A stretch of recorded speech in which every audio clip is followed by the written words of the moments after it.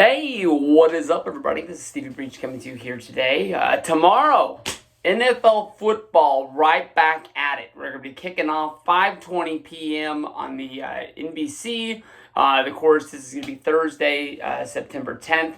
We're going right into football. We're getting right into this heavy action. We're going to get right down to what matters most. No preseason, no talking about it, just bam, let's get this done. I can honestly tell you, if you would have asked me about a month ago if we were going to be playing real professional football here in America, I would have thought there was no way in the world. But these guys are going to strap the helmets and the pads on. They're going to go out there and get it done. No way to kick this season off other than going to Kansas City. Your Chiefs, last year's NFL Super Bowl winner, they beat my Niners. It was a great game. It didn't go the way that I wanted, but honestly, if the Niners were going to lose that Super Bowl, they lost pretty much the best way they can. The Chiefs, they're strapped up. They're ready to go. I mean, basically, they're just as strong as they were last year. Anything that the Chiefs really lost, I think they can cover for it. I think this team is honestly just as good as it was last year.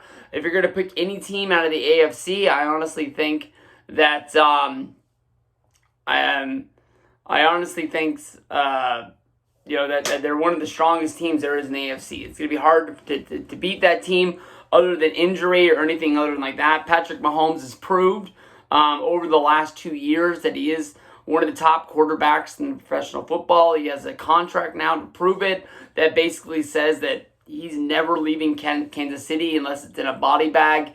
And that's the way it should be. He's going to be going up against another one of the young quarterbacks in the professional football league that, should be in that top echelon, with, we're talking Mahomes, we're talking Jackson, Deshaun Watson. He's got all the makings of a star. But for some reason, the Houston Texans are in sell mode. I'm not sure if they even have a GM there. Last year, the head coach was just making nilly-willy decisions, trading guys left and right.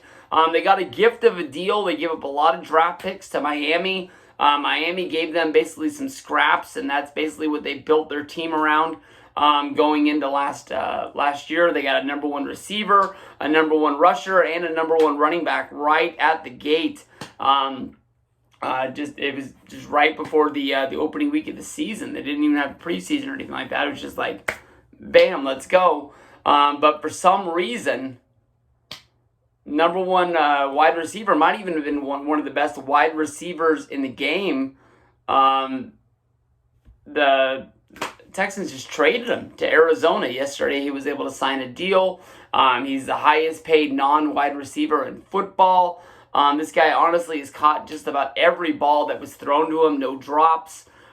Just basically dynamite out of this world. And I can't even really tell you what the Houston Texans have other than Deshaun Watson and J.J. Watt. And I'm not even sure if J.J. Watt's going to play. Maybe that was last year he got hurt. Like I said, it's hard to even really tell you what's going on with a lot of these teams. They had no preseason football.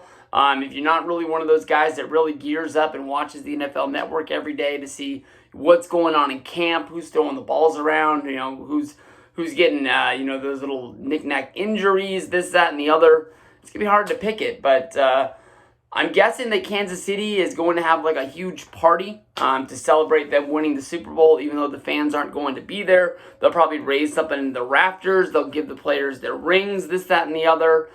I've seen a lot of ways in other sports where those teams go out and they just don't perform because they put everything into the ceremony and it's hard to get it cranked back up again once they get there. And you got a team on the other sideline that's basically like, we want what they got.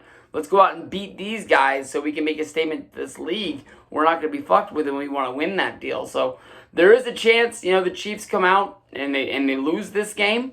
Definitely the Chiefs lost more games. And people last year thought the Chiefs would go undefeated. And then, of course, we had the injury to Mahomes, this, that, and the other. They dropped some games along the way, but they ended up being stronger at the end. So if I had to pick this game, I picked the Chiefs to win it. I think they're going to be the stronger team. But it's going to be fun. Sitting on the couch, watching football, probably with a burger in my hand. Let me know what you guys think. Peace out.